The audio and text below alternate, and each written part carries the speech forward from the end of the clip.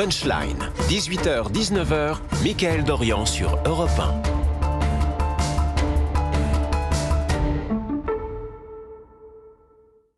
De retour sur CNews et sur Europe 1 pour la dernière partie de Punchline avec toujours Nathan Dever, Jean-Baptiste Souffron, Karim Zeribi, Gilles Milahi et Sophie de Menton. L'ancien ministre de François Mitterrand, Jacques Delors, est mort. Il avait 98 ans, ancien président de la Commission européenne, père de l'euro. Retour sur le portrait de cette grande figure de la gauche française avec Viviane Hervier.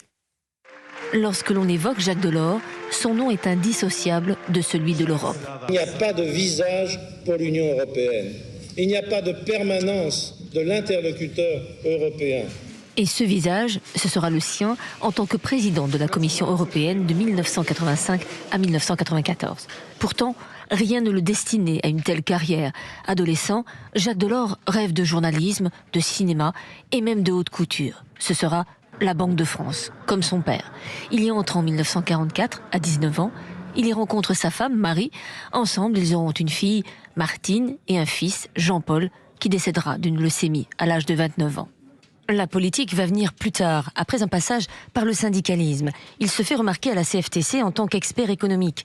Jacques Chaban-Delmas, Premier ministre de Georges Pompidou, va l'appeler à ses côtés. Mais Chaban est battu à l'élection présidentielle de 1974.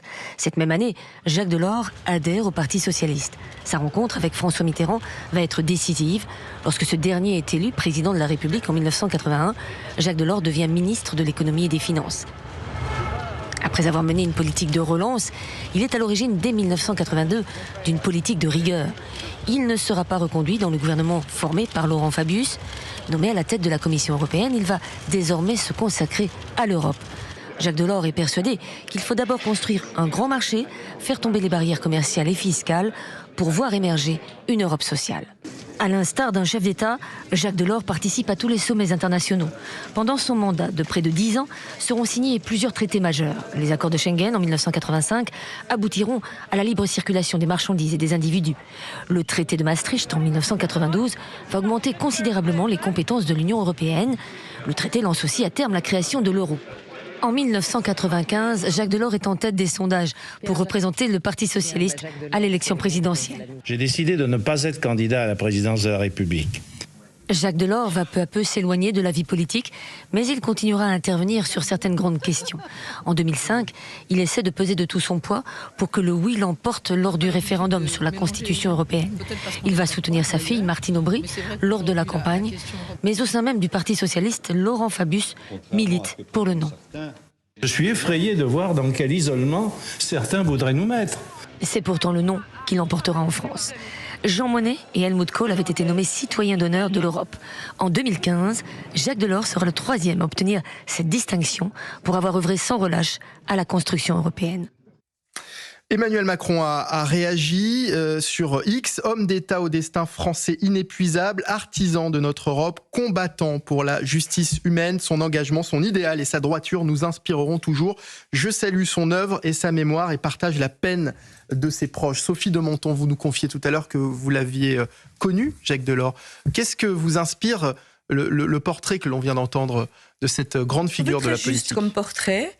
Mais c'est drôle, j'ai gardé surtout le souvenir de quelqu'un de très humain, qui n'était pas du tout hautain du fait de ses fonctions, qui était prêt à écouter, y compris écouter le terrain. Moi, ce qui m'amusait beaucoup, parce que je ne peux pas vous cacher que Martine Aubry n'était pas vraiment le personnage politique que je préférais, que les 35 heures ont été une catastrophe pour la France et qu'il faut le rappeler indéfiniment et que ça continue à l'être. Et qu'elle a été, c'était avec Strauss-Kahn aussi, mais c'est elle qui a quand même. Beaucoup influencé. C'est pas elle qui est décédée. Alors non, mais c'est important. Pour le coup, c'est pas le sujet. C'est pas le sujet, mais il n'était pas d'accord avec sa fille tout le temps. Donc c'est pour ça que je voulais le dire. Je pense que c'était, je vous l'ai dit, un honnête homme formidable, et que. Je trouve qu'on a dit tout à l'heure qu'il avait laissé passer sa chance. Pas du tout. Il a renoncé à être président de la République. C'est pas laisser passer sa chance. Il a jugé qu'il avait fait ce qu'il fallait pour l'Europe. Je crois qu'il était au bout de ses convictions. C'est important ce que vous dites parce qu'effectivement, c'est pas la même chose. Non, c'est pas la même chose du tout. Il a pas laissé passer sa chance. Et j'en ai parlé juste après. Il a dit non, voilà, j'ai fait ce que j'avais à faire, c'est l'Europe. Et puis sa famille voulait pas. Sa femme ne voulait pas, c'est vrai. Autre réaction, toujours sur le réseau social X, celle d'Olivier Faure, le premier secrétaire du Parti socialiste. Un géant vient de nous quitter, enfant du siècle. Il avait connu le pire et cherchait à conjurer le malheur par la construction d'une paix durable. Pour son engagement syndical, ministériel et enfin à la tête de l'Europe, il nous lègue un héritage immense. Condoléances à Martine Aubry. Karim Zerébi. Il est clair que le premier terme utilisé par Olivier Faure, si on compare Jacques Delors à la classe politique d'aujourd'hui, c'est un géant. Donc ça c'est certain, et on dirait des petits nains à côté. Il incarnait une forme de droiture intellectuelle et morale. Et c'est important en politique de pouvoir incarner cette double approche intellectuelle parce qu'il élevait le débat, il avait un idéal. Concernant l'Europe, c'était celui des pères fondateurs et qu'il voulait matérialiser, construire. C'est l'homme de la monnaie unique, donc pendant sa présidence à la Commission européenne. Et il n'en démordait pas, il voulait une Europe fédérale. Et même si on a des désaccords politiques avec Jacques Delors, et à l'époque il y avait des femmes et des hommes politiques qui étaient en désaccord avec lui, je pense à Jean-Pierre Chevènement, qui est intellectuellement ici un homme politique d'envergure, il y avait du respect, malgré les désaccords. Parce qu'il y avait une vision qui était étayée, d'arguments, construite, avec une colonne vertébrale, on savait où il voulait aller. Ce qui pêche énormément aujourd'hui si on compare à la classe politique. Donc beaucoup de respect pour ce genre de personnalité politique, avec un fort capital intellectuel, culturel, une forte dimension morale. Le fait de ne pas aller à la présidentielle, c'est aussi être en capacité de connaître ses limites. Il faut être un guerrier pour la présidentielle. On sait très bien qu'on va mettre en exposition sa famille et qu'on n'aura plus de vie. Il ne voulait pas donc en passer par là. Et il avait l'honnêteté de se le dire, de se convaincre aussi qu'il n'était peut-être pas fait pour aller vers une candidature présidentielle. Beaucoup de respect pour ce type de personnage. Et c'était pas un homme de médias, soulignons-le.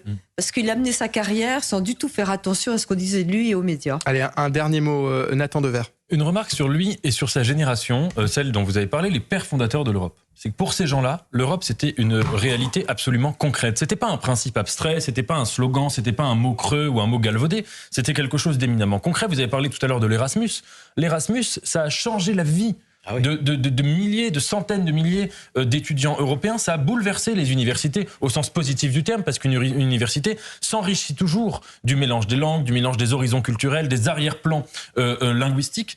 Et voyez-vous, je pense qu'entre ces générations-là et la génération actuelle des européistes, il y a tout un décalage qui est qu'aujourd'hui, les européistes portent moins d'idées concrètes. Je veux dire, il n'y a pas l'équivalent de l'Erasmus qui a été porté ces 10 dernières années.